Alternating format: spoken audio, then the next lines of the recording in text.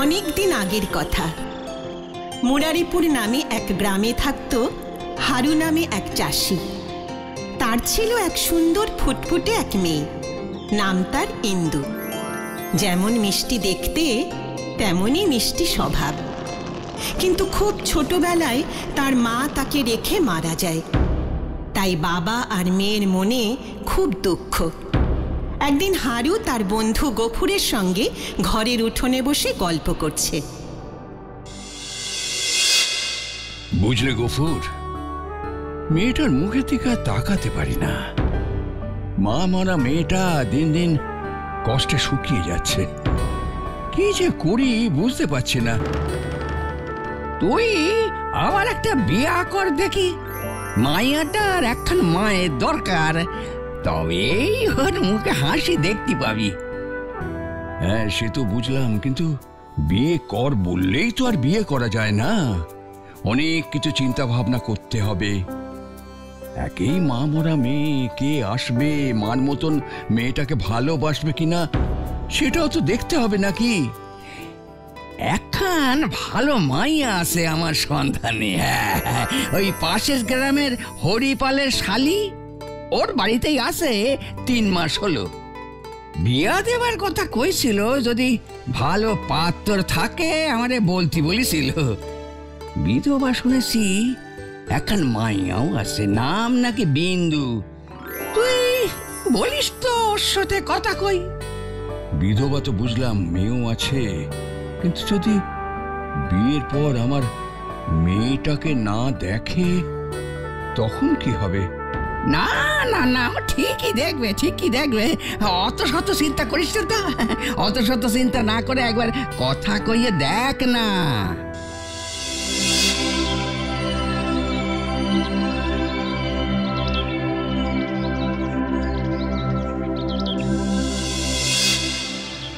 আমি চাষে যাচ্ছি রে মা। নতুন মায়ের হাতে হাতে একটু যোগান দিস কেমন? তুমি কিচ্ছুটি ভেবো না বাবা, আমি ঠিক সব সামলে নেব। এই তো আমার সোনা মা। আচ্ছা, আমি চলি রে মা, চলি। দুর্গা দুর্গা দুর্গা দুর্গা।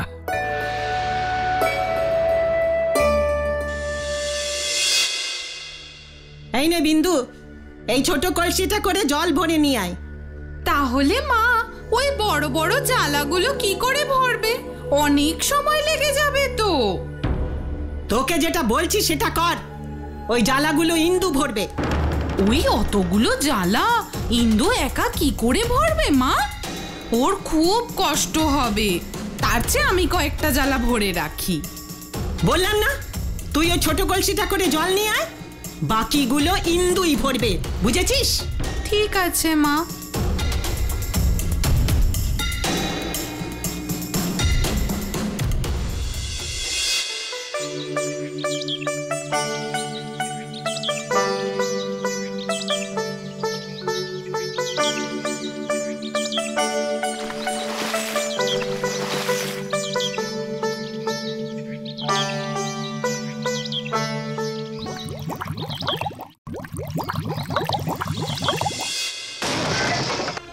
মা, মা খুব কষ্ট হচ্ছে, আর পারছি না মা। আর পারছি না বললেই হবে? বলি, বেলা যে বয়ে গেল, বাকি কাজগুলো কখন হবে শুনি? একটা কাজ করতে এত সময় লাগিয়ে দিলে কি করে হবে? এখনো কাপড় কাচা, বাসন মাজা, গুচ্ছ কাজ পড়ে আছে। এই তো মা, এক্ষুনি করে দিচ্ছি। ওইসব মিষ্টি কথায় কাজ হবে না বাপু। আগে সব কাজ শেষ করবি, তবে খেতে পাবি। যা যা, বসে না থেকে বাকি কাজগুলো তাড়াতাড়ি শেষ কর। আমায় আবার যাত্রা পালা দেখতে যেতে হবে। কি হলো কি? হাঁ করে দেখছিস কি? যা। হ্যাঁ মা, এই তো যাচ্ছি।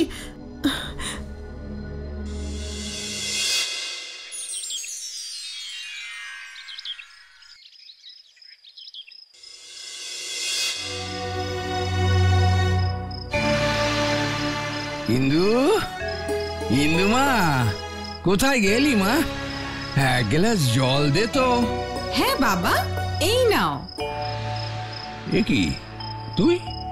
ইন্দু কোথায় গেল? আমি বলছি, সারাদিন গায়ে হাওয়া লাগিয়ে ঘুরে বেড়ায় তোমার ইন্দু মা। বেচারা আমার বিন্দু, এই ছোট্ট মেয়েটা সারাটা দিন খেটে খেটে মরে যাচ্ছে। সে কি? না না না, এ কথা আমি বিশ্বাস করি না। আমার ইন্দু সারাদিন কোনো কাজ না করে গায়ে হাওয়া লাগিয়ে ঘুরে বেড়াচ্ছে। এ তুমি কি বলছো কি? হ্যাঁ, আমি তো মিথ্যে কথাই বলছি।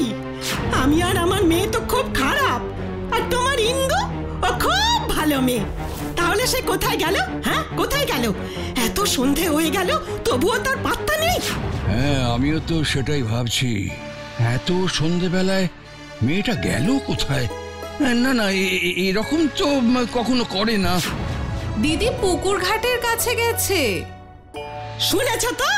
শুনেছ? এই ভর সন্ধেবেলায় সে এখন পুকুর ঘাটের হাওয়া খেতে গেছে। মা গো, ছি ছি ছি ছি ছি। তোমাদের যা বলার বলা হয়ে গেছে, এখন তোমরা ভেতরে যাও। ইন্দুর সাথে আমি কথা বলবো।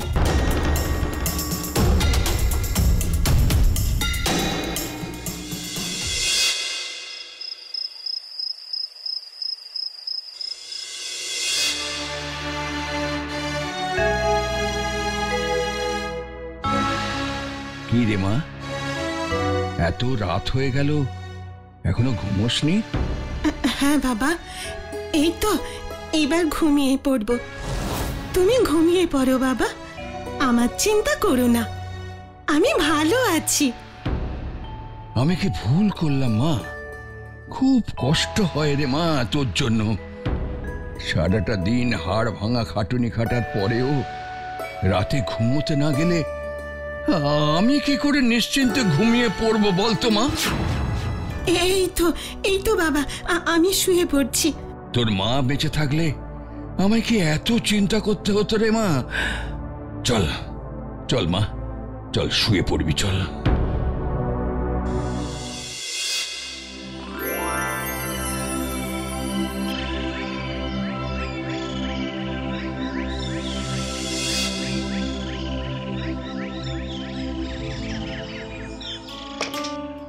আজ তাড়াতাড়ি সব কাজ শেষ করে ফেলবো, তাহলে নতুন মা আমায় নিশ্চয়ই আদর করবে।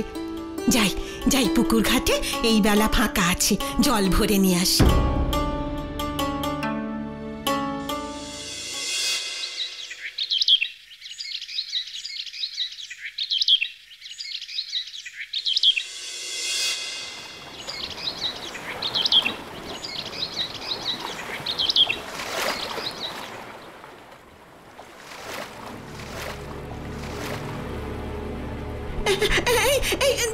ধরো ধরো, কেউ আছো?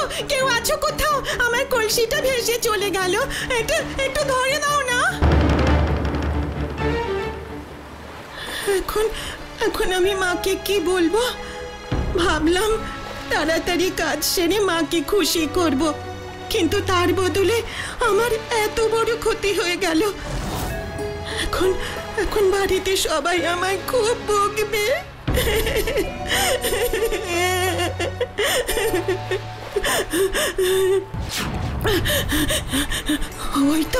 ওই তো একজন বুড়ি ঠাকুমা বসে আছে দেখছি। যাই, ওনাকে গিয়ে জিজ্ঞেস করি আমার কলসিটা কোথাও দেখেছি কিনা।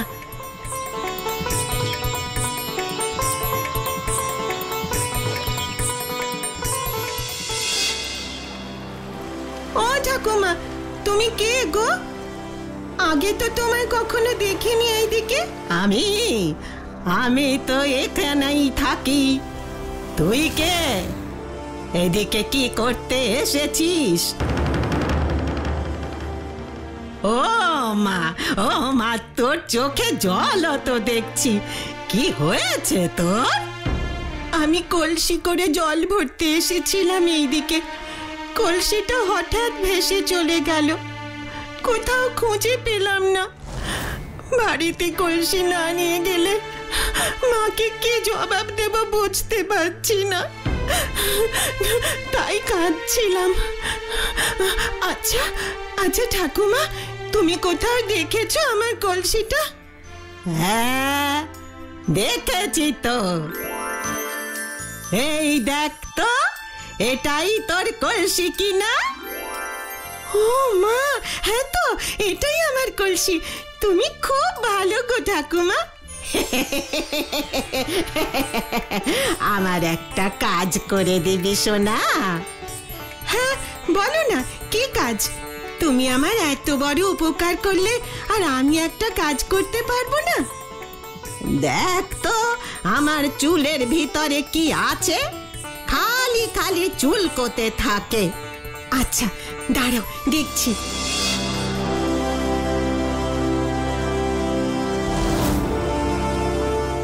মা, এ তো দেখছি অজস্র পোকা। কি করে বলি ঠাকুমাকে? ঠাকুমা, তোমার চুলের ভেতরে অনেক সোনা হিরে দেখতে পাচ্ছি, তাই মনে হয় মাথাটা তোমার চুলকোয়। তাই নাকি রে মেয়ে? তাহলে তাহলে আজ থেকে সব আমার চুলের সোনা হিরে তোর হলো।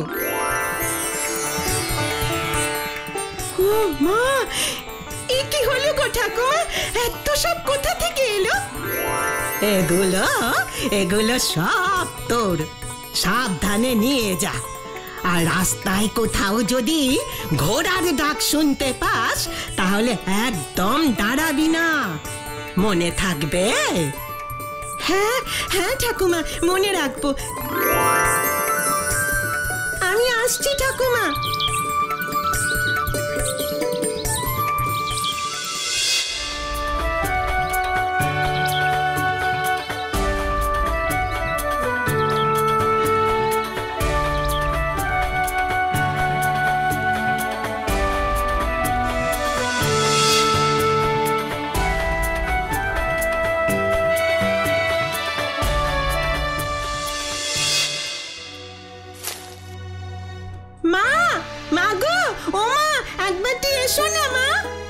এই সাত সকালবেলা গরুর মতন চেঁচাচ্ছিস কেন? হ্যাঁ, এই দেখো না মা, কলসি ভরে তোমার জন্য কি এনেছি। এইসব কোথায় পেলি তুই? জানো মা, আমি কলসি করে জল ভরতে এসেছিলাম এইদিকে, কলসিটা হঠাৎ ভেসে চলে গেল, কোথাও খুঁজে পেলাম না। বাড়িতে কলসি না নিয়ে গেলে মাকে কি জবাব দেব বুঝতে পারছি না, তাই কাঁদছিলাম। আচ্ছা আচ্ছা ঠাকুমা, তুমি কোথাও দেখেছো আমার কলসিটা? হ্যাঁ দেখেছি তো। এই দেখ তো, এটাই তোর কলসি কিনা? ও মা, হ্যাঁ তো, এটাই আমার কলসি। তুমি খুব ভালো গো ঠাকুমা। আমার একটা কাজ করে দিবি সোনা? হ্যাঁ বলো না, কি কাজ? তুমি আমার এত বড় উপকার করলে আর আমি একটা কাজ করতে পারবো না? দেখ তো আমার চুলের ভিতরে কি আছে, খালি খালি চুলকোতে থাকে। আচ্ছা দাঁড়াও, দেখছি।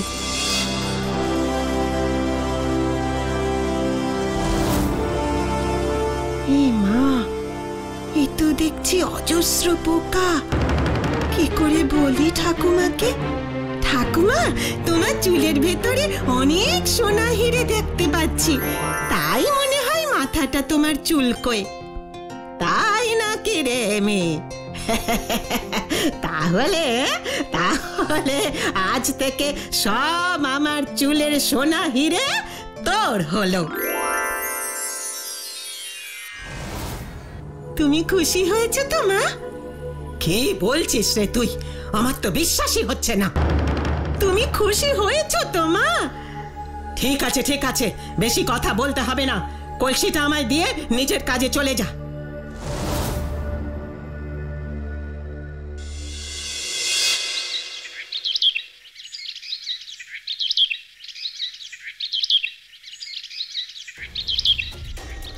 এই শোন, কাল আর তোকে জল আনতে যেতে হবে না। কাল থেকে বিন্দু যাবে জল আনতে। ও কি পারবে মা? অত বড় কলসি নিয়ে জল আনতে ও পারবে?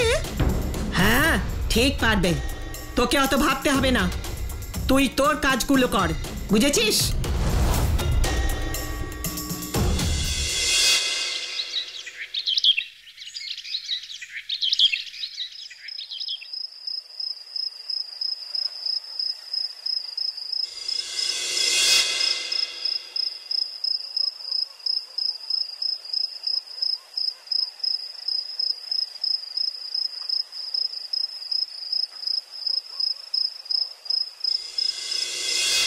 বিন্দু, কাল সকাল হতে না হতেই তুই কলসি নিয়ে পুকুর ঘাটে চলে যাবি, বুঝলি?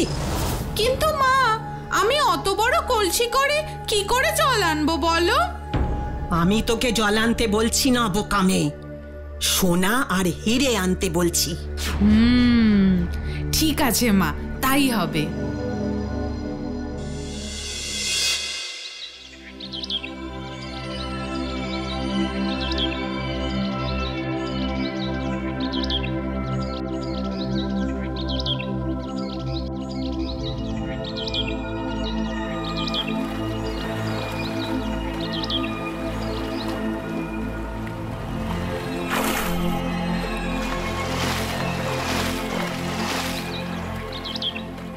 কেউ কোথাও আছো? আমার কলসিটা ভেসে গেল, বাঁচাও বাঁচাও।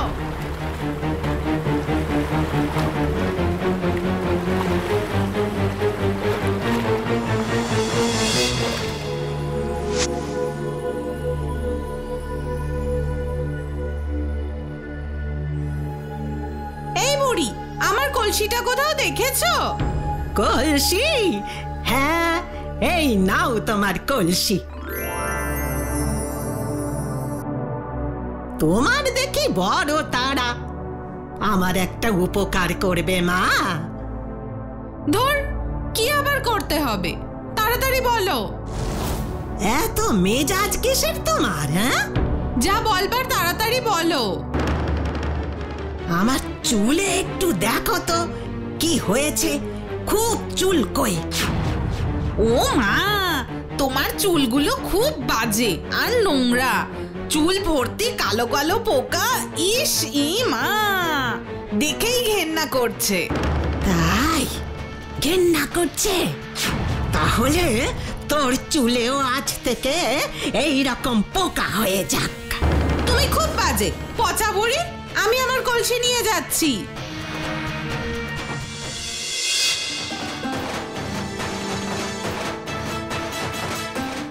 ওই ইন্দুটাই হচ্ছে সবকিছুর মূলে। আজকে গিয়েই মাকে সব নালিশ করব। ওহ বাবারে, চুলকোতে চুলকোতে প্রাণটাই গেল। মা, মা! এসেছিস, এসেছিস সোনা আমার। কই কই দেখি কি এনেছিস।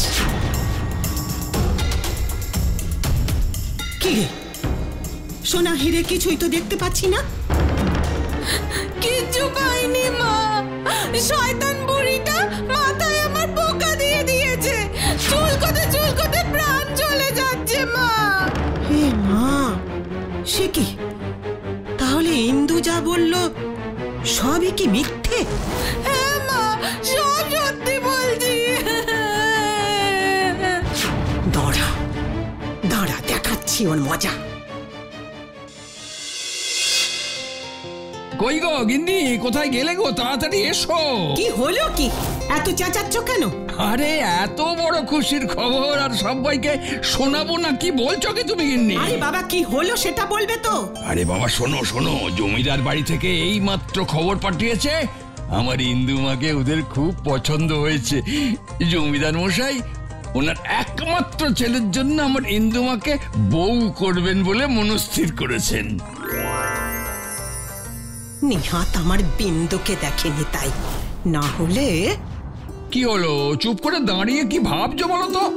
আরে আমাদের তো কপাল খুলে গেছে, তুমি জমিদার বাবুর কুটুম হতে চলেছো। নাও নাও নাও, তাড়াতাড়ি সব আয়োজন সম্পূর্ণ করতে হবে তো। ওরে বিন্দু রে, আমায় এক গ্লাস জল দে রে, আমি এক্ষুনি মনে হচ্ছে অজ্ঞান হয়ে যাব। না গগিন্নি, তোমার কিচ্ছু হবে না। এখন চলো দেখি, তোমার সঙ্গে বিয়ে নিয়ে অনেক কথা আলোচনা করতে হবে। ওরা কালই তো ইন্দুকে নিয়ে যেতে বলেছে, আর এক মুহূর্ত দেরি করা যাবে না। ও বাবা, কালই যেতে হবে? দেখছি কি করে তুমি যেতে পারো। ইন্দু দেখ, বাইরে একটা বড় জালা রাখা আছে। তুই তো কাল চলেই যাবি, আমাকে তখন সবকিছু একা হাতে করতে হবে। তাই এখন ওই জালাটা একটু পরিষ্কার করে দিয়ে আয় দেখি, কেমন পারিস। হ্যাঁ মা, এক্ষুনি যাচ্ছি।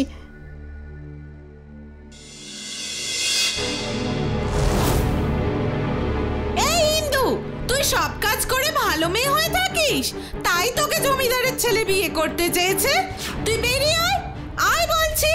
আজ থেকে সব কাজ আমি করব, আমিও ভালো মেয়ে হব, তাহলে জমিদারের ছেলে আমাকেও বিয়ে করবে।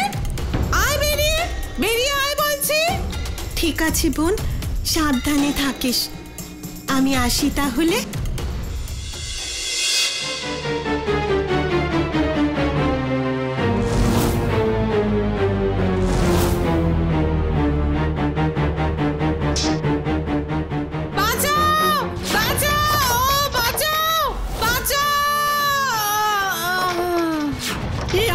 সর্বনাশ হলো গো, আমার বিন্দু সোনা মা, তুই এখানে? হায় হায় হায়, অন্যের মেয়ের ক্ষতি করতে এসে আমি নিজের মেয়ের কি সর্বনাশ করলাম গো। আমার মেয়ের কি সর্বনাশ হলো গো।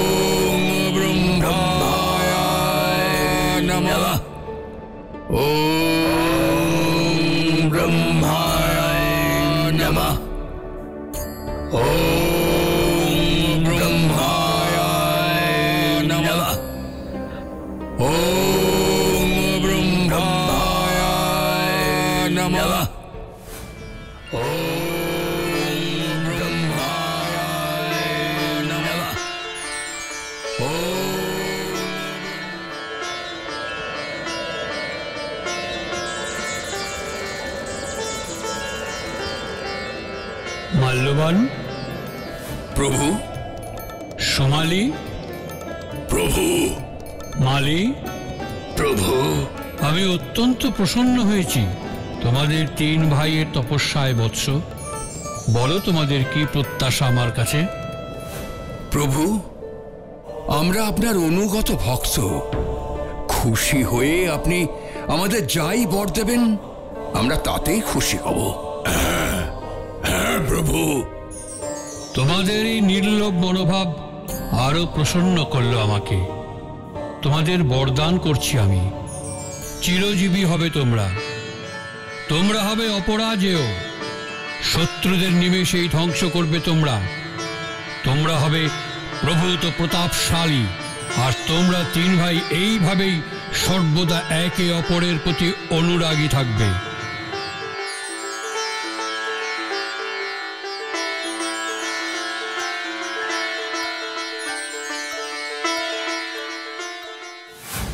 দু বছর খরার পর কি সুন্দর সোনালি ধান ফলেছে, তাই না? ভাইরে ঠিকই বলেছিস। এতদিন পরে ছেলে মেয়েদের একটু ভালো করে খাওয়াতে পড়াতে পারবো।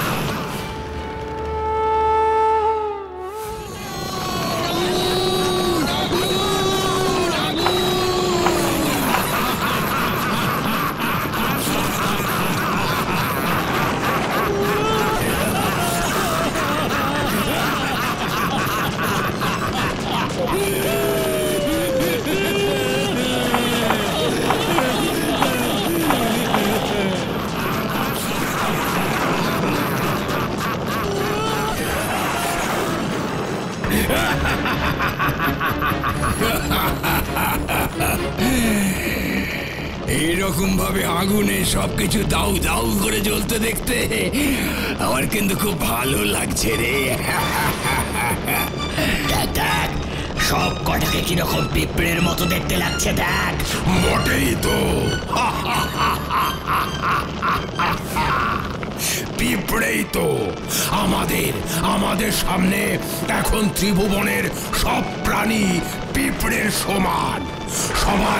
সবাই তো এখন আমাদের ভয়ে কাঁপছে। আমরা অমর, আমরা অজেয়। এবার সেই ভয় দেখিয়ে আমাদের আরো একটা কাজ করতে হবে। আরো কাজ? কি কাজ? স্বর্গরাজ্যে চলো আমার সাথে।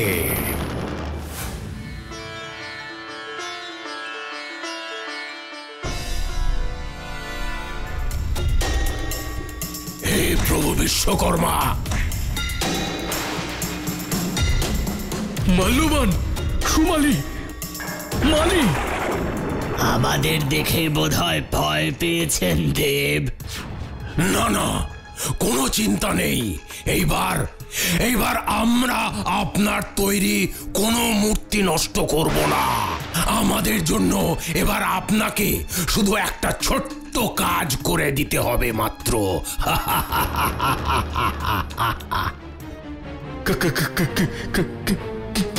কি কাজ? আমাদের একখানা অপূর্ব প্রাসাদ নগরী চাই। কারণ আমরা 3 ভাই ঠিক করেছি খুব তাড়াতাড়ি আমরা বিয়ে করব। যেখানে থাকবে প্রমোদ ভবন, সাজানো বাগান আর নৃত্য মঞ্চ। একদম ওই ইন্দ্রের অমরাবতীর মতো। না না না না, অমরাবতীর মতো কি করে হবে? তা হয় না। তাই নাকি? তাহলে তোমার হাতে গড়ার কোনো কিছুই ত্রিভুবনে আমরা আস্ত রাখবো না। না না না না না, এরকম করো না তোমরা, দয়া করো। ঠিক আছে, অমরাবতীর মতো একটা প্রাসাদ নগরী তোমাদের জন্য আমি তৈরি করে দেব।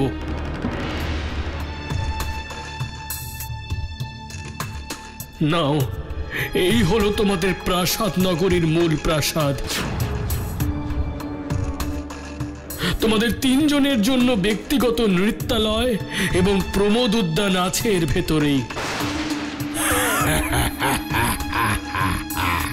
বাহ, খুব সুন্দর হয়েছে, অপূর্ব। এবার আমি আসি।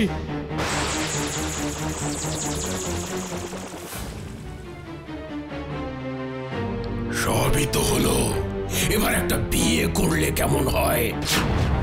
হ্যাঁ, তা তো করাই যায়। তবে তার আগে 3 জন মেয়ে দরকার। আর আমাদের 3 ভাইয়ের মধ্যে কখনো বিরোধ না তৈরি করতে পারে এমন মেয়ে দরকার আমাদের। তারাও যদি আমাদের 3 ভাইয়ের মতোই 3 বোন হয় তাহলে তো খুবই ভালো হয়। এরকম 3 জন সুন্দরীকে আমি চিনি। কারা? নর্মদা নামে স্বর্গে যে গান্ধর্বী আছে, তার 3 মেয়ে আছে। খুব সুন্দরী তারা, খুব সুন্দরী। কিন্তু আমাদের সাথে নর্মদা কি তাদের বিয়ে দেবেন? ত্রিভুবনে এমন সাহস কারো নেই যে আমাদের কোনো প্রস্তাবকে প্রত্যাখ্যান করে।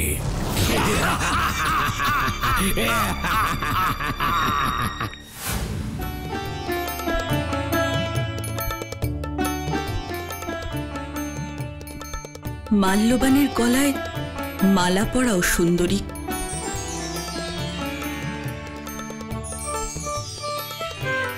সুমালিকে মালা পরাও কেতুমতি।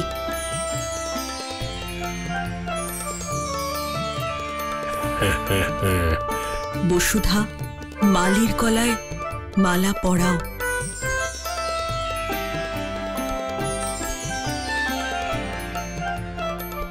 আমি আমার 3 কন্যাকে তোমাদের হাতে সম্প্রদান করলাম।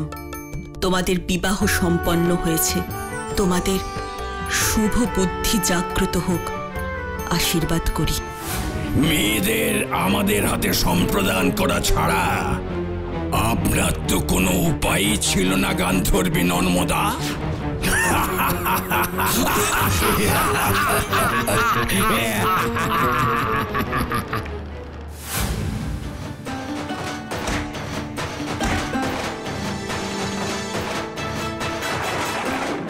কি হলো, হঠাৎ থামলি কেন? দেখ দেখ, এদিকে দেখ।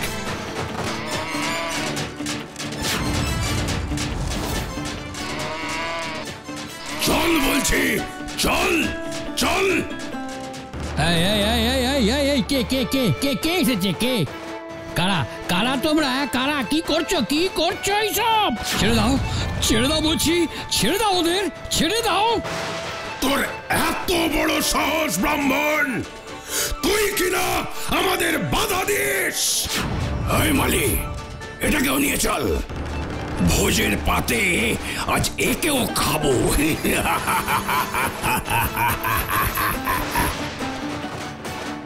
বাঁচাও বাঁচাও বাঁচাও, আমাকে বাঁচাও, বাঁচাও বাঁচাও বাঁচাও বাঁচাও।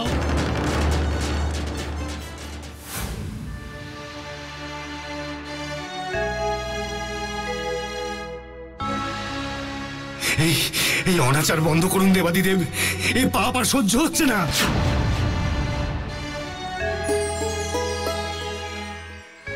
আপনাদের এত বিচলিত কেন মনে হচ্ছে? কি হয়েছে পবনদেব? একটু বিস্তারিত বলুন আমাকে। প্রভু, প্রজাপতি ব্রহ্মার আশীর্বাদ ধন্য 3 অসুর মাল্যবান, সুমালি এবং মালির অত্যাচারের কথা তো নিশ্চয়ই শুনেছেন। হ্যাঁ, শুনেছি। তাদের ধ্বংসলীলার কথা বিশ্বকর্মা ও দেবর্ষি নারদ আমায় বলেছেন। এবারে যে তারা সীমা ছাড়াচ্ছে, তাদের অনাচার চরম পর্যায়ে গিয়ে পৌঁছেছে প্রভু। কি? তাদের এত অধঃপতন হয়েছে? মানুষ, পশু, পাখি সকলেই ওদের অত্যাচারে অতিষ্ঠ। শুধু শুধু হত্যাতেই তারা থেমে থাকেনি প্রভু, সেই গোব্রাহ্মণ দিয়ে তারা নিজেদের ভোজন সম্পাদন করেছে।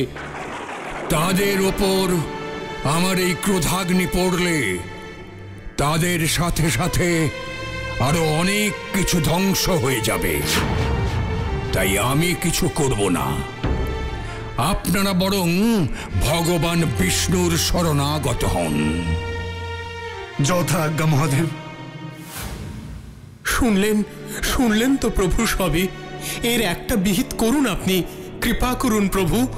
এই অনাচার একমাত্র আপনিই বন্ধ করতে পারেন। আমি দেবর্ষি নারদের মুখে আগেই কিছুটা শুনেছিলাম। ওদের অন্তিম সময় আসন্ন। ওই 3 দুরাত্মাকে কালই আমি সম্মুখ সমরে পরাস্ত এবং বধ করব। নিশ্চিন্তে থাকুন আপনারা। অসংখ্য ধন্যবাদ প্রভু। একবার পাতাল রাজ্য থেকে আজ ঘুরে এলে কেমন হয়? যাওয়া হয়নি অনেকদিন।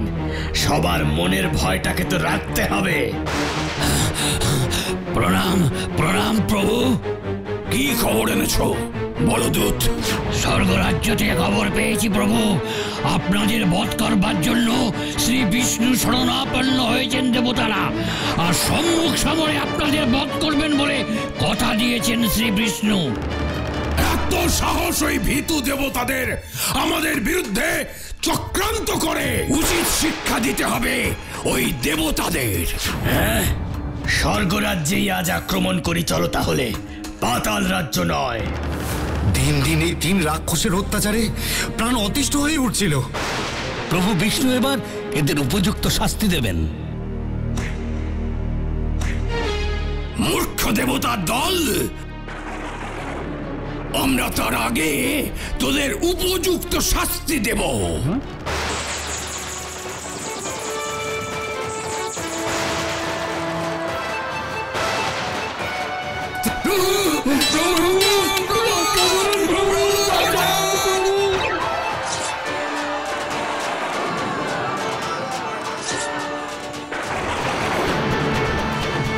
দাঁড়া বলছি, যাচ্ছিস কোথায় ভেতর দল?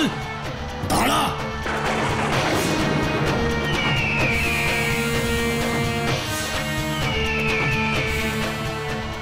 ওই 3 অসুর দেবতাদের উপর আক্রমণ করেছে দেখছি। সর্বনাশ! দেবতারা এদের নিষ্ঠুরতার থেকে রক্ষা পাবে না। না না না, আর দেরি নয়, আর দেরি নয়। এক্ষুনি এক্ষুনি আমায় ভগবান বিষ্ণুকে সব সংবাদ দিতে হবে। হ্যাঁ প্রভু, প্রভু, প্রভু, প্রভু, প্রভু, প্রণাম, প্রণাম প্রভু। মাল্যবান, সুমালি আর মালি স্বর্গরাজ্য আক্রমণ করেছে। সে কি? হ্যাঁ প্রভু, হ্যাঁ, দেখলাম কয়েকজন দেবতাকে তাড়া করেছে ওই অসুর মালি। আপনাকে ভয় পেয়ে স্মরণ করছে তারা। বোধহয় এদিকেই আসছেন। আপনি রক্ষা করুন প্রভু, আপনি রক্ষা করুন। এক্ষুনি যাচ্ছি, আমি এক্ষুনি যাচ্ছি।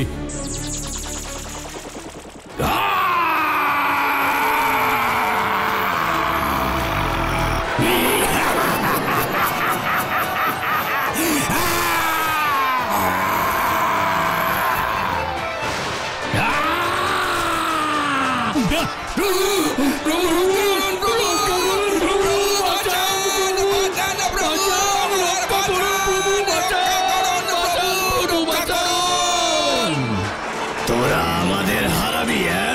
দাঁড়া দাঁড়া বলছি, ডাক তোদের বিষ্ণুকে। কোথায় তিনি? ডাক তাকে।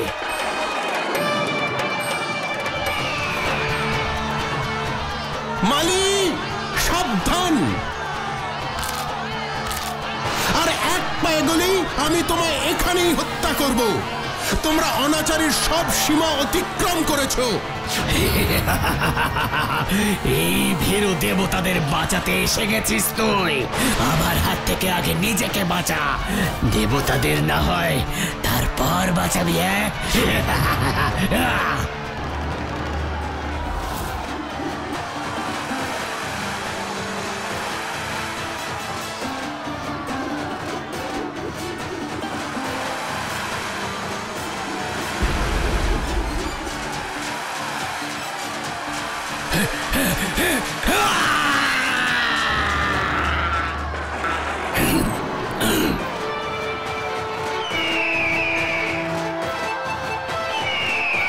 যদি প্রাণের ভয় থাকে তবে এক্ষুনি ওকে মুক্ত করো মাল্যবান।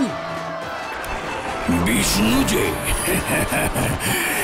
এতদিন পরে তাহলে নিদ্রা ভঙ্গ হলো, কি বলো? মাল্যবান, নিদ্রাভঙ্গ অনেক আগেই হয়েছে আমার। তোমার ভাই মালির অন্তিম নিদ্রার ব্যবস্থা করে এলাম।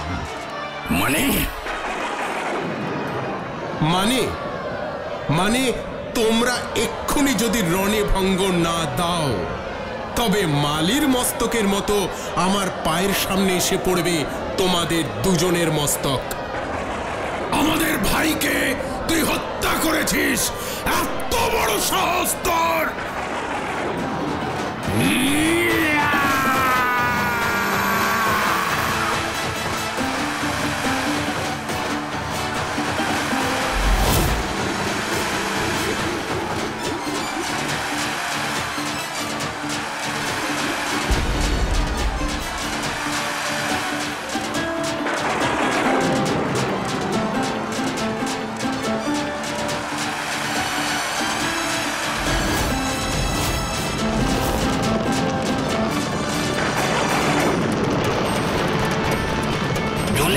রে সুমালি, পুড়ে যাচ্ছে রে, পুড়ে যাচ্ছে। মাল্যবান, মাল্যবান, মাল্যবান! পুড়ে যাচ্ছে, পুড়ে যাচ্ছে, জ্বলে যাচ্ছে, জ্বলে যাচ্ছে, জ্বলে যাচ্ছে, জ্বলে যাচ্ছে। ভাই মাল্যবান, এখন কেমন আছো? এতদিনে শরীরের জ্বালাটা কমে গেছে এই পাতাল রাজ্য থেকে, কিন্তু প্রতিশোধটা যতদিন না নিতে পারছি মনের জ্বালাটা ততদিন কমবে না রে ভাই।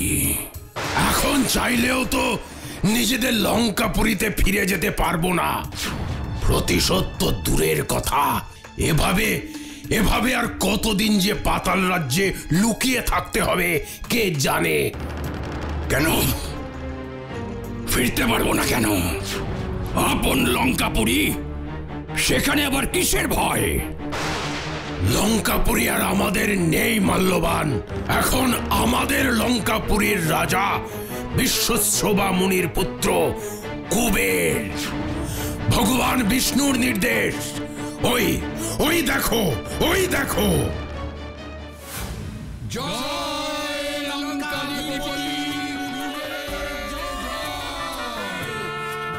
লঙ্কাধিপতি বিশ্বশ্রবা মুনি পুত্র রাজা কুবের রাজসভায় পদার্পণ করছেন। জয় রাজা কুবেরের জয়, জয় রাজা কুবেরের জয়, জয় রাজা কুবেরের জয়।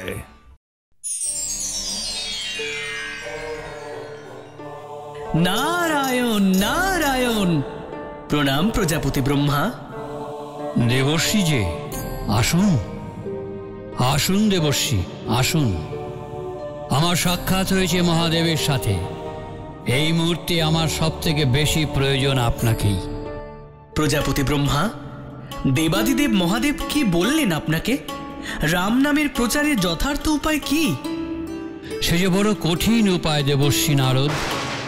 মহাদেব বলেছেন, মর্তে এমন এক মহাপাপী মানুষ আছে যার পাপের ঘড়া পরিপূর্ণ হয়েছে, তাকেই দান করতে হবে রাম নাম। নারায়ণ নারায়ণ। এ তো অতি উত্তম প্রস্তাব প্রজাপতি ব্রহ্মা। সেই মহাপাপী যখন স্বয়ং রাম নাম উচ্চারণ করে পবিত্র হয়ে উঠবে, তখনই তো রাম নামের যে কি মাহাত্ম্য রয়েছে তা সঠিকভাবে উপলব্ধি করতে পারবে মর্তবাসী। হ্যাঁ, নারায়ণ নারায়ণ। এই বিষয় নিয়ে তো কোনো সন্দেহ নেই দেবর্ষি, কিন্তু মর্তে এমন মহাপাপী কে রয়েছে যার পাপের ঘড়া পূর্ণ হয়েছে? সেটাই তো বুঝতে পারছি না। দেবর্ষি, আপনি কি এ ব্যাপারে আমাকে কোনো রকম সাহায্য করতে পারবেন? আপনার তো অবাধ যাতায়াত রয়েছে মর্তলোকে। প্রজাপতি ব্রহ্মা, পাপ পুণ্য দুই একসাথে মিলিয়েই তো একজন মানুষের কর্মজীবন। কিন্তু এমন এক মানুষ যার জীবনের পুণ্যের কোনো স্থানই নেই, যার জীবন শুধু পাপ আর পাপ, এমন মহাপাপীর কথা বলতে গেলে তো একজনের কথাই আমার স্মরণে আসে প্রজাপতি ব্রহ্মা। আপনি জানেন তাকে? কে সেই মহাপাতক? হ্যাঁ জানি, চব্বক মুনির পুত্র দস্যু রত্নাকর।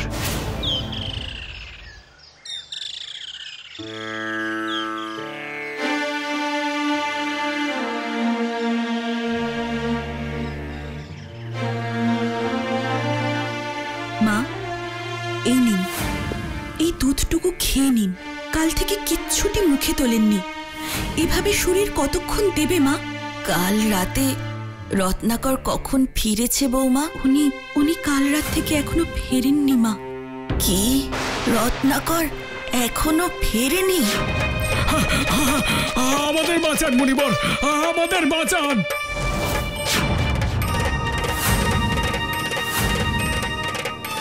আরে ওঠো ওঠো ওঠো, বলো আমাকে কি হয়েছে তোমাদের? এত ভীত কেন মনে হচ্ছে তোমাদের? হ্যাঁ, এবার একটা সমাধান না করলে তো এই গ্রামে আমাদের থাকাটাই অসম্ভব হয়ে যাবে মুনিবর। কি হয়েছে? তোমরা দয়া করে আমায় সবকিছু খুলে বলো। আজ সকালে আমার বৌমা সরোবর থেকে জল আনতে গিয়েছিল। আপনার ছেলে দস্যু রত্নাকর তার কানের সোনার মাকড়ি লুট করতে গিয়ে তার কান শুদ্ধ কেটে নিয়ে গেছে। আপনি আমাদের রক্ষা করুন মুনিবর, না হলে আমরা বাঁচতে পারবো না মুনিবর, আমরা বাঁচতে পারবো না।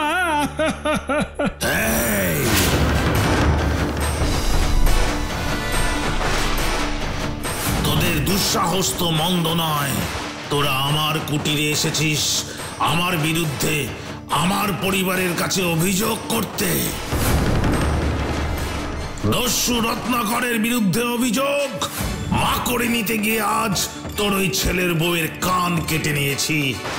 এবার তোদের জিভগুলো কাটবো। আয় দেখি।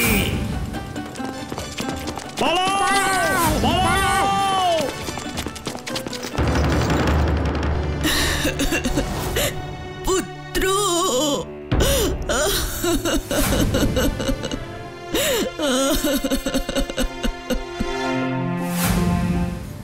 দেবর্ষী, আপনার মুখে এই রত্নাকরের বর্ণনা শুনে আমার যা মনে হচ্ছে এই সেই মহাপাতক যার কথা স্বয়ং দেবাদিদেব মহেশ্বর আমায় বলেছেন। হ্যাঁ প্রজাপতি, এই রত্নাকর শিশু হত্যা, গো হত্যা, ব্রাহ্মণ হত্যা সব কিছুতেই সিদ্ধহস্ত। এই রত্নাকরের ন্যায় নরাধম মহাপাতক এই মুহূর্তে মর্তালোকে আর কেউ আছে বলে আমার অন্তত মনে হয় না। তবে আর বিড়ম্বনা কিসের? এক্ষুনি এর কাছে যাই, চলুন।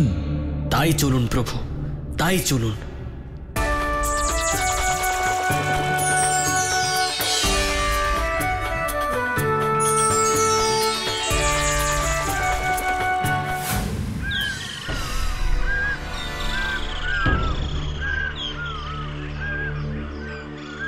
সূর্য মাথার উপর উঠল, কিন্তু চারপাশে দেখছি কোনো জনপ্রাণীরও দেখা নেই।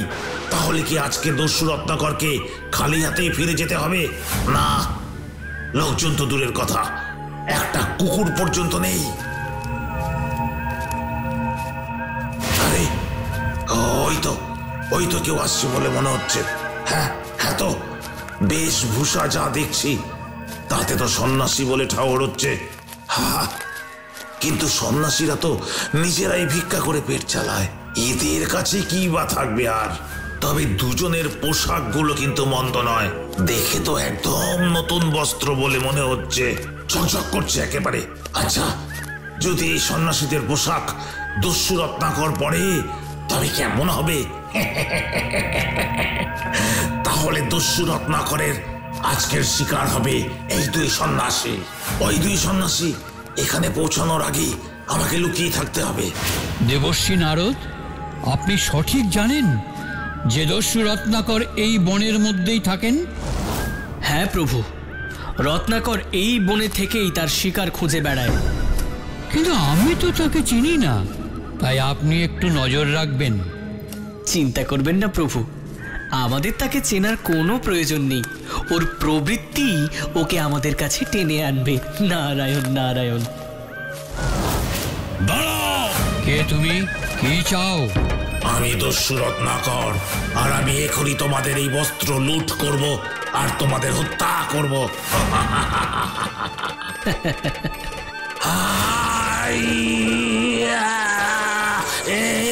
কি এটা কি হচ্ছে? আমি তো মুগুরটা ঘোরাতে পারছি না, শরীরে কোনো শক্তি পাচ্ছি না। কে কে কে তোমরা? আমাকে ভয় দেখাচ্ছ? কে কে আমাকে জব্দ করতে চাইছো? কে তোমরা? কি কি কি কি কি ভাবছোটা কি? এইভাবে দস্যু রত্নাকরের হাত থেকে মুক্তি পেয়ে যাবে তোমরা? অসম্ভব। আমরা দুজন সন্ন্যাসী, ধন সম্পত্তি, অর্থ কোনো কিছুর প্রতি আমাদের কোনো মোহ নেই। আমাদের মতো সামান্য এই সন্ন্যাসীদের হত্যা করে এই সামান্য বস্ত্র ছাড়া কি বা এমন পাবে তুমি? তুমি কি জানো, 100 শত্রু মারলে তুমি যে পাপ করবে, একটি গরু হত্যা করলেও তার সমান পাপ করবে। আবার 100 গরু মারলে যে পাপ করবে, একজন নারী হত্যা করলে ঠিক সেই পরিমাণ পাপ করবে। এসব আপনি আমায় কেন বলছেন? আমি এসব শুনতে চাই না, আমি এসব শুনতে চাই না। দাঁড়াও বৎস, এখনো আমার কথা শেষ হয়নি। 100 নারীকে হত্যা করলে তুমি যে পরিমাণ পাপ করবে, আবার একজন ব্রাহ্মণ হত্যা করলে সেই একই পাপ করবে। আবার 100 ব্রাহ্মণ হত্যা করলে যে পাপ করবে, একজন ব্রহ্মচারীকে মারলে সেই পরিমাণ পাপ করবে। আর একজন সন্ন্যাসী হত্যার পাপ, সে তো পরিমাপযোগ্যই নয়। একটা কথা জেনে রেখো দস্যু রত্নাকর, একজন সন্ন্যাসী যে পথ দিয়ে যায় তার চারিপাশের 4 ক্রোশ জমি দৈর্ঘ্য প্রস্থের দিক থেকে এক পবিত্র তীর্থক্ষেত্রে পরিণত হয়। সেখানে পাপীর কোনো স্থান নেই। দুজন সামান্য সন্ন্যাসীকে হত্যা করবার জন্য এত পাপ পুণ্যের বিচার? আমি আজ পর্যন্ত যতজন সন্ন্যাসীকে হত্যা করেছি তত পর্যন্ত তো আমি গুনতেও শিখিনি। তাই আমাকে সব ভয় দেখিয়ে কোনো লাভ নেই। তোমাদের মৃত্যু অনিবার্য। মরবার জন্য প্রস্তুত হও। দাঁড়াও রত্নাকর, তুমি মহাপাপী হতে পারো, কিন্তু আমরা তো তা নই। আমাদের মৃত্যু তোমার জন্য কোনো ক্ষতির কারণ হোক সেটা আমরা চাই না। আর সেই পাপের কারণে আমাদের শুদ্ধাচারী জীবনকে মৃত্যুর পথে কালিমালিপ্ত করুক সেটাও আমরা চাই না। তোমরা বন্ধনহীন সন্ন্যাসী। তোমরা মারা গেলে কার কি ক্ষতি বৃদ্ধি হবে তাই সময় নষ্ট করে লাভ নেই। ক্ষতি হয়ে যাবে, মস্ত ক্ষতি হয়ে যাবে। তুমি এই মুগুর দিয়ে যখন আমাদের হত্যা করবে তখন সেই রক্তের গন্ধের লোভে নানা পোকা মাকড় আর পিঁপড়ে আসবে, আর আমাদের দেহ যদি তাদের উপরে পড়ে তাহলে তাদের মৃত্যু ঘটবে। তাই আমাদের হত্যা করবার জন্য তুমি আমাদের এমন কোনো স্থানে নিয়ে চলো যেখানে কোনো পোকা মাকড় কীট পতঙ্গ কিচ্ছু থাকবে না। বাবা, পাপ পুণ্য নিয়ে এত ভাবনা কেন? তুমি ভাবো না? পর্বতের সমান তোমার পাপ, সেই পাপের দায়ভার কে নেবে কখনো ভেবে দেখেছো? কেন আমার পরিবারের সদস্যরা নেবে? এই দস্যুবৃত্তি থেকে আমি আমার সাথে আমার পরিবারেরও তো প্রতিপালন করি। তা বেশ, তা বেশ, তুমি বরং গৃহে ফিরে যাও আর তাদের মুখ থেকে নিশ্চিতভাবে নিজেই জেনে এসো কে কে তোমার এই পাপ কর্মের দায়ভার নিতে রাজি আছে। আমরা ততক্ষণ এখানেই তোমার জন্য অপেক্ষা করছি। তারপর আমি চলে যেতেই আপনার যদি এখান থেকে পালিয়ে যান। রত্নাকর, আমাদের যদি যাওয়ারই হতো তাহলে তোমার ক্ষমতা ছিল না আমাদের আটকে রাখবার। প্রভু যদি তোমার মুগুরকে বাধা দিতে পারেন তবে তোমাকেও বাধা দিতে পারেন। হ্যাঁ, কিন্তু তবু। কোনো কিন্তু নয় রত্নাকর, কোনো কিন্তু নয়। তুমি যাও, তোমার জন্য আমরা এখানেই অপেক্ষা করছি। বেশ, আমি তবে যাচ্ছি, আর আপনাদের প্রশ্নের উত্তর নিয়ে খুব তাড়াতাড়ি ফিরছি।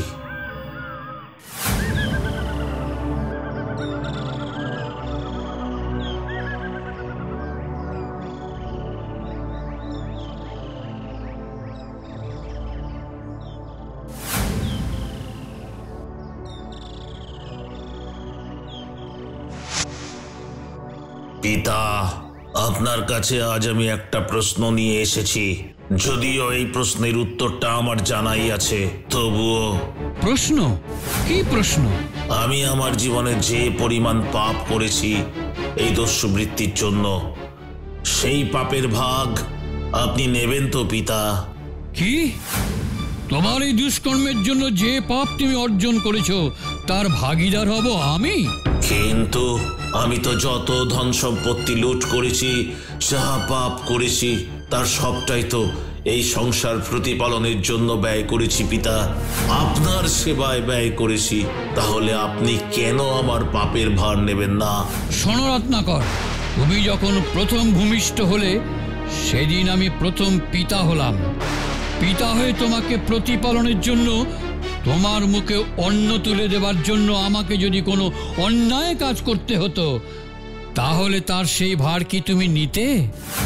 কিন্তু আমি তো তখন শিশু ছিলাম পিতা। তাহলে কিভাবে আপনার সেই পাপের দায় আমার উপর বর্তায়? তুমি বোধহয় ভুলে যাচ্ছ রত্নাকর, শাস্ত্র মতে বার্ধক্য হলো মানুষের জীবনের দ্বিতীয় শৈশব পর্ব। তাই এই শেষ বয়সে পৌঁছে আমিও তোমার কাছে এখন পুত্র সমান, আর সেই একই যুক্তিতে তুমি আমার পিতার সমান। তাই এখন আমাকে প্রতিপালনের ভার তোমার কাঁধে, আর সেই অন্ন সংস্থানের জন্য তোমাকে যদি কোনো পাপ কাজ করতে হয় তার দায়িত্ব সম্পূর্ণ তোমার। তার মানে আমার পাপের ভাগ আপনার নয়, আপনার নয়। এ পাপ শুধু আমার, আমার। মা, মা, আমি তোমার কাছে একটা প্রশ্ন নিয়ে এসেছি মা। তুমি কি আমার উপর রেগে আছো মা? কি হলো মা, কথা বলছো না কেন মা? তোমার যা বলার আছে বলো। আচ্ছা মা, আমি এই সংসার প্রতিপালনের জন্য নানা রকম দুষ্কর্ম করে থাকি। এই হাতে কতজনকে হত্যা করেছি, কত পাপের সঞ্চয় করেছি। এই পাপের ভাগ তুমি নেবে তো মা? কুলাঙ্গার কোথাকার, লজ্জা করে না? শুধুমাত্র অন্য সংস্থান করিস বলে আমি তো নারকীয় পাপের ভাগীদার হব? পিতাও এই রকম বলল, তুমিও সেই একই কথা বলছো মা। তুমি তো আমাকে গর্ভে ধারণ করেছো মা। ভুল করেছি, তোমাকে জন্ম দিয়ে আমি ভুল করেছি। তোমার মতো কুলাঙ্গারের জন্ম দিতে গিয়েও তো আমাকে 9 মাস যন্ত্রণা সহ্য করতে হয়েছিল। সেই সময়ের একটা দিনের যন্ত্রণাও কি তুমি বহন করতে পারবে? পারবে না। এখন এসেছো নিজের নারকীয় পাপের ভাগীদার করতে। যাও, দূর হয়ে যাও বলছি। আমাকে আর একদম মা বলে ডাকবে না। ডাকবে না আমাকে মা বলে, ডাকবে না আমাকে মা বলে।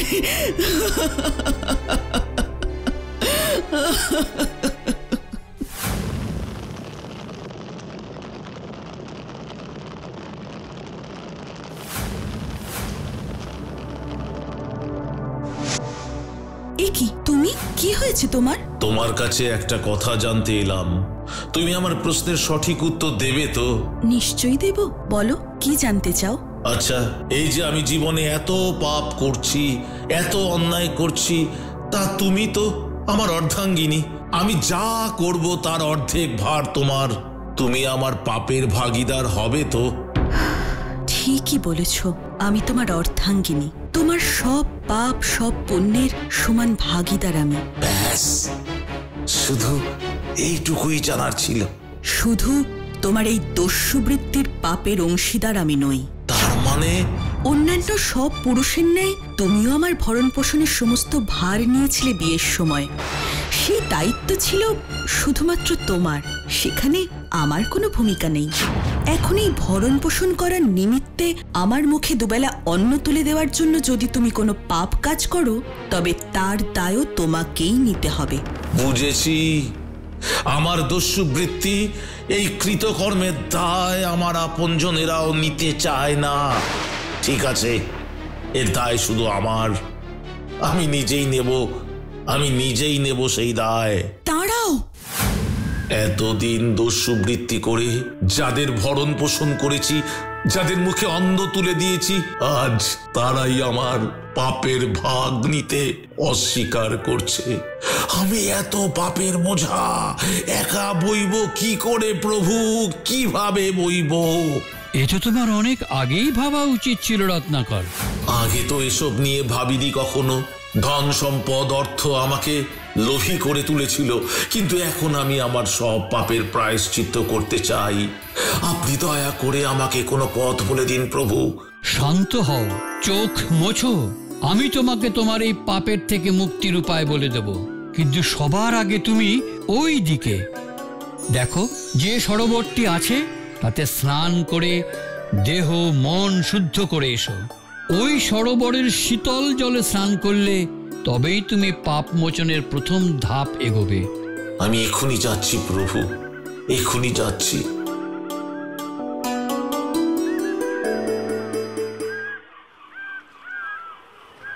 এই তো আর কিছু সময়ের মধ্যেই আমি সরোবরে পৌঁছে যাব। শীতল জলে স্নান করে সন্ন্যাসীদের কাছে গিয়ে নিজেকে পাপ মুক্ত করব। আর নয়, অনেক পাপ করেছি জীবনে, এবার প্রায়শ্চিত্ত করতে হবে।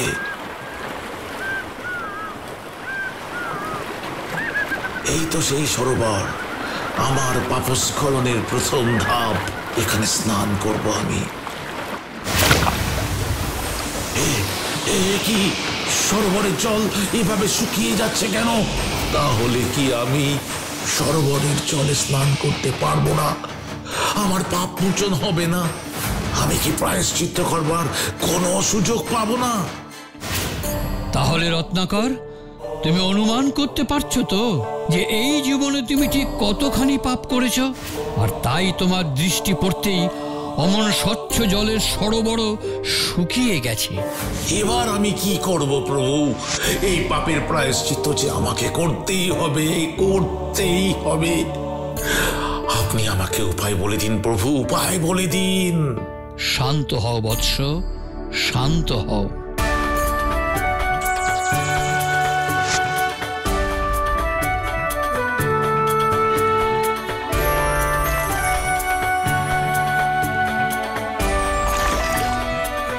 দেবলোকের এই পবিত্র বাড়িধারায় তোমার শরীর এখন শুদ্ধ। ধন্যবাদ প্রভু। এবার পালা তোমার মন শুদ্ধিকরণের। আমি তোমায় এমন এক মন্ত্র দান করব যা বারবার জপ করলে যে কারো পাপ মুক্তি ঘটবে।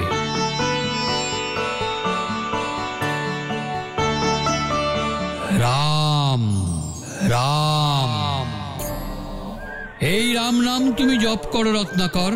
এতেই তোমার মুক্তি, এতেই তোমার পাপের বিনাশ হবে, এতেই তোমার মন শুদ্ধি হবে।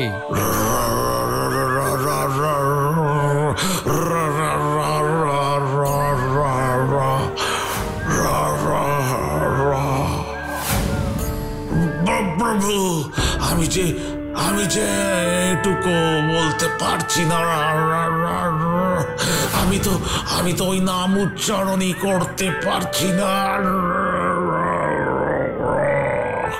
রত্নাকর, তুমি এত পাপ করেছো যে ওই পাপী জিহ্বায় তুমি ভগবানের নামটুকু উচ্চারিত করতে পারছো না।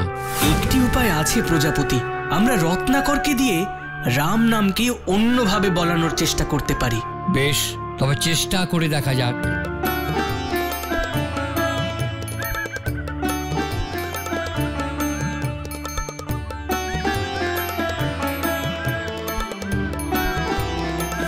রত্নাকর, ওই ডালটিকে কি বলবে?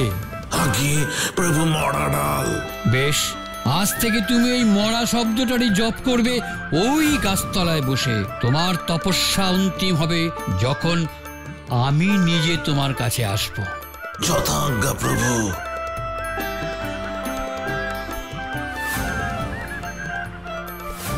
আর শোনো, তুমি মরা শব্দ জপ করবে, মরা নয়।